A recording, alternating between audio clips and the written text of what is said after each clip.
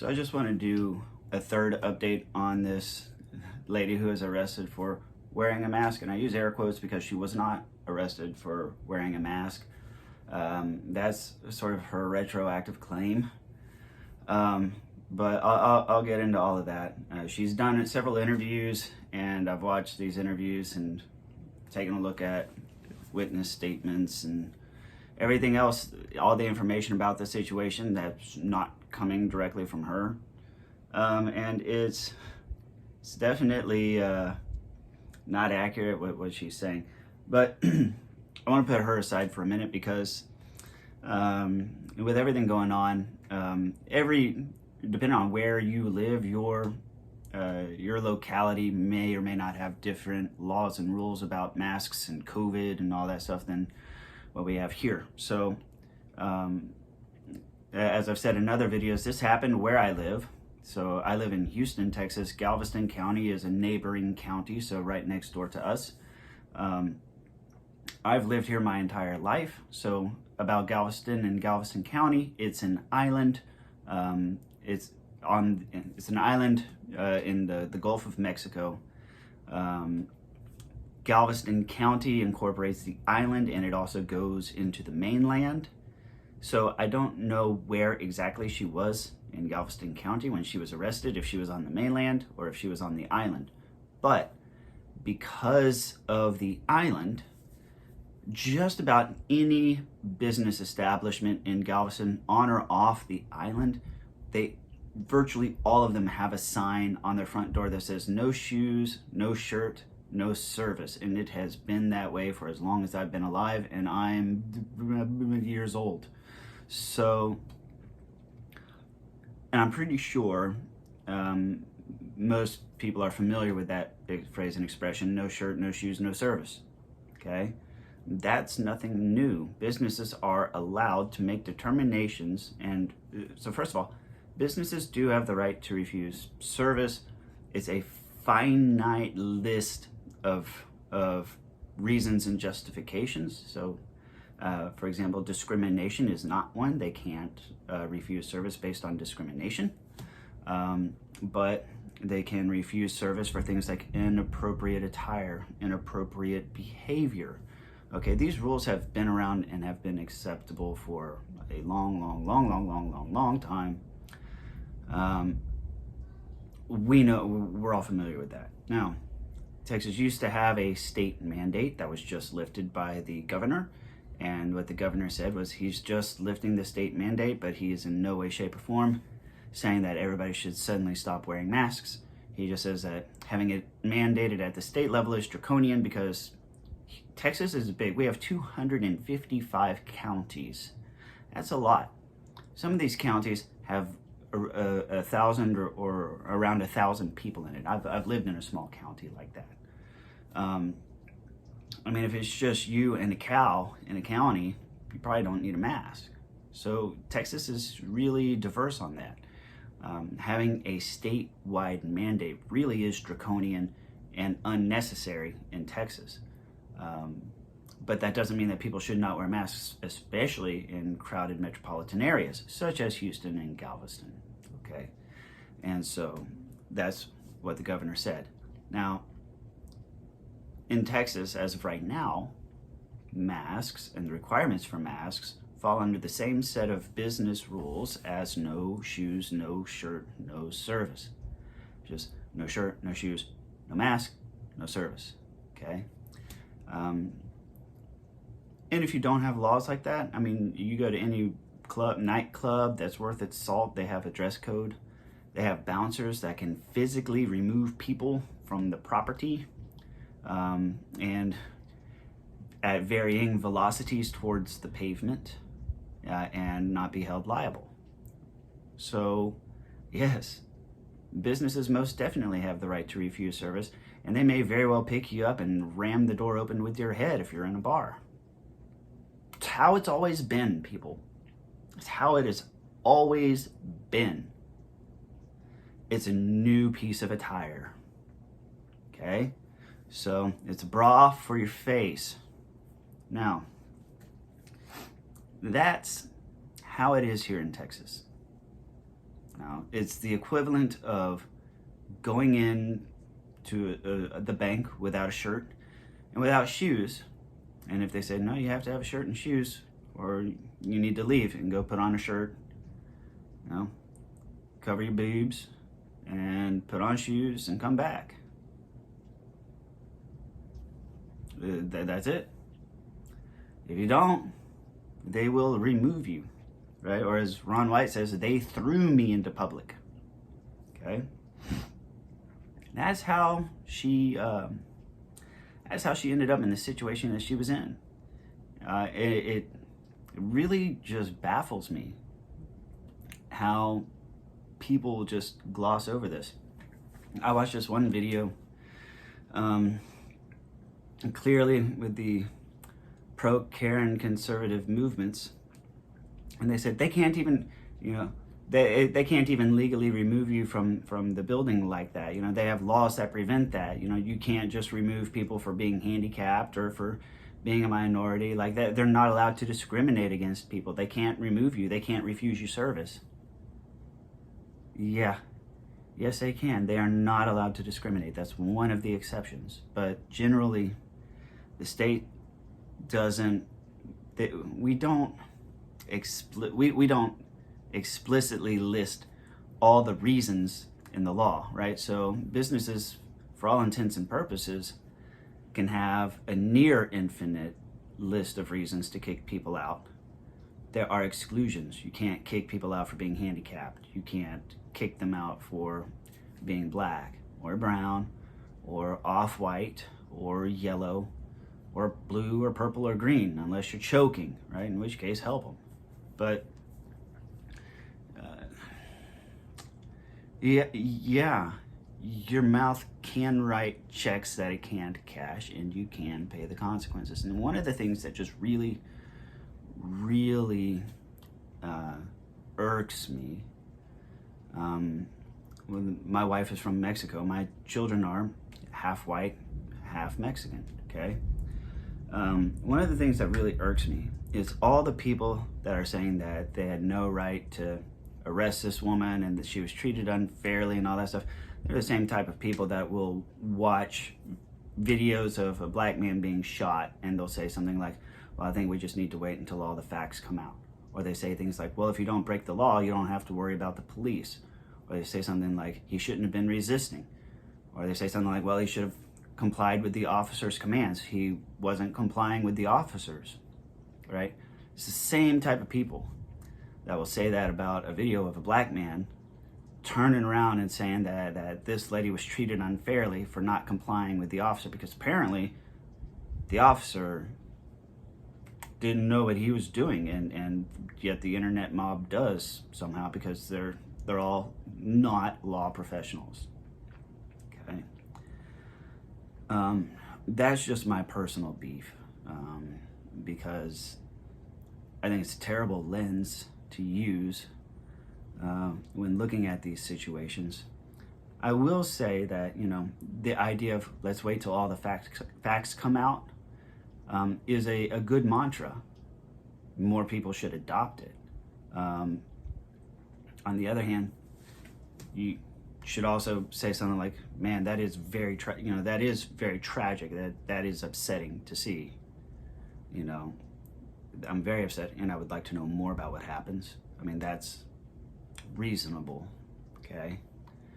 But for reasons of stubbornness and stupidity, I mean, there's really no other explanation for what happened to this lady.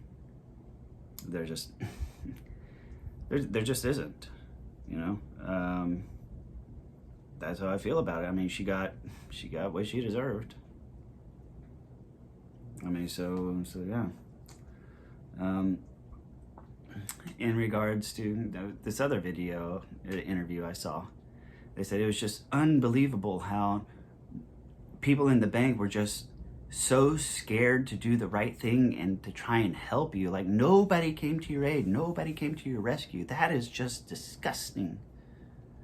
No, it's called interfering with a law enforcement officer. It's against the law for people to do that. Right? I mean, like, look at what happened to George Floyd. there were plenty of witnesses around that were all upset about that were yelling at the cops. They didn't interfere. They couldn't do anything about it. You don't want to hop in with the police, because then you will get tased and arrested too. Right? It is against the law. They can't run in and tackle the police officer. And so then the argument shifts to, well, I mean, they should have said something or done something. It's like, what? So because they weren't emotional support customers, that makes them bad people? No. And the thing about videos and just watching people's behavior, we don't see what happens before the police officer gets there, but just the body language of the people, right? We're herd animals. We tend to run to the aid of people who are in trouble, who are in serious situations, okay? Like, that's a natural instinct. Like, if there's a car wreck, people run to help, right? That's instinct. That's genetic. That's us. So the decision to turn their backs on her is a conscious decision that goes against instinct, which means they had reason to think about it, and that was the choice and decision they landed on. This is the way we should act. And especially when she says, this is police brutality, people. And all those people said, no, it's not. The irony of that is, as far as I can tell in the video, she's asking one or more a black man or black people, certainly individuals of dark-skinned complexion, asking them to do something and saying it's police brutality. And I'm sorry, ask any black person who's been through such a traumatic experience. That wasn't police brutality. It wasn't. It's for him chasing her down and all of that. I mean, he was very clear and explicit and did not use ambiguous language in the beginning. When she says, what are you going to do? Arrest me? Yes, for trespassing. We can do this the easy way or the hard way. You need to go outside. We can finish this conversation. And it wasn't until he pulled out the handcuffs. Then she starts trying to go to the door. Okay? And that's evading arrest. Once those handcuffs come out, they've got your ass. They will get it, whether you like it or not. She had every opportunity. And, I mean, it's unfortunate, but that's also how it happens. And it needs to happen that way. Can you imagine a world where it was just okay to argue with a police officer? And in what kind of world would it be okay where officers will go to arrest somebody only to be like, oh, never mind? No, that is not a world I want to live in. I don't. No, not at all. So I mean, it's a lesson learned. But in all of her interviews, she's trying to church it up and saying things like, I was complying. I mean, he told me that I needed to leave, and so I decided, okay, yeah, I'll leave, I'll go, and I was headed towards the door, and then when he just suddenly just ran after me and just attacked me and threw me to the floor. No. You were headed towards the door once he started the process of arresting you. And that makes all the difference in the world. All the difference in the world. Because what you should have done, what she should have done, is what every adult should do, and regulate your behavior in public so that the police are never called to begin with. I mean, there's that. Yeah, we all want life to be a certain way. We all want COVID to be over. We all want